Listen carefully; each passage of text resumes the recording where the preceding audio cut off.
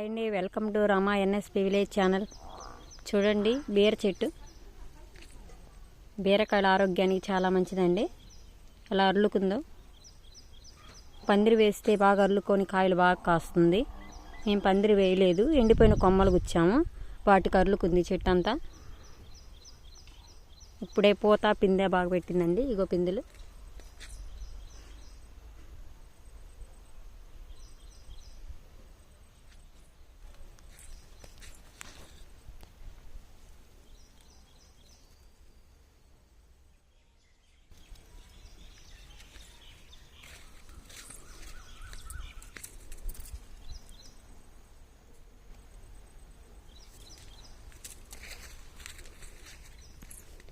బీరకాయలు చాలా మంచిదండి ఆరోగ్యానికి.